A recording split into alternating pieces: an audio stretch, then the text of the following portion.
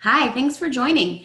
Today, I want to continue our discussion on how to improve your workplace culture with practical tips. This is part of our 40-day journey, and today we are talking about trust.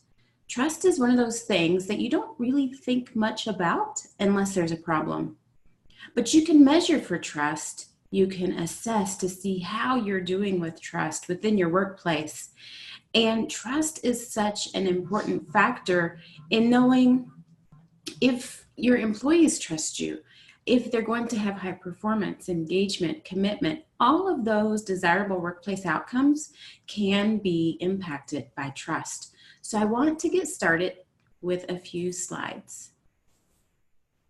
Okay, so trust, it's a choice that you make about being vulnerable. It's a risk that you take.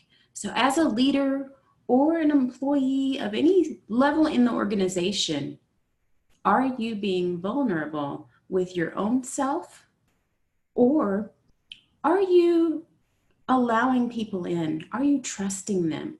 Are you trusting them with yourself? Are you trusting that they are going to do the work they promise they're going to do?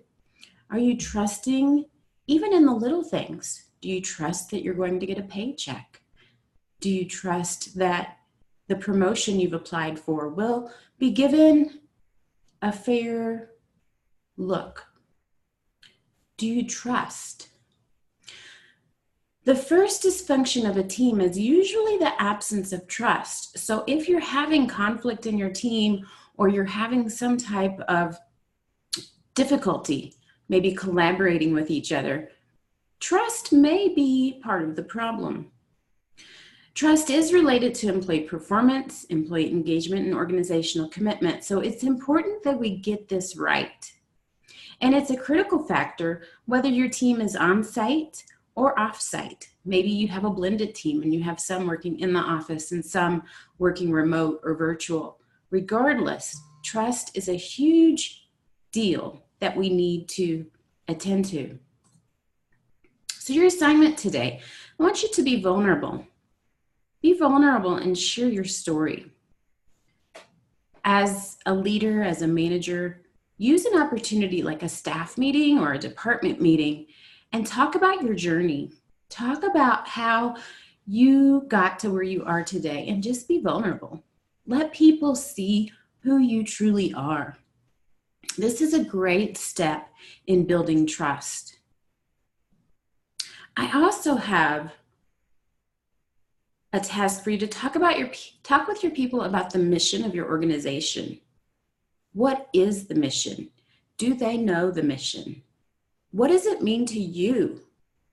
Really have that honest, authentic conversation. What does the mission mean to you, and how are your decisions directly related to the mission?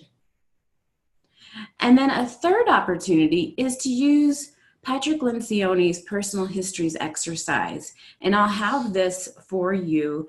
It's in the LinkedIn article. If you're watching the video through the LinkedIn article, I'll also have it connected to the YouTube in the chat box at the bottom.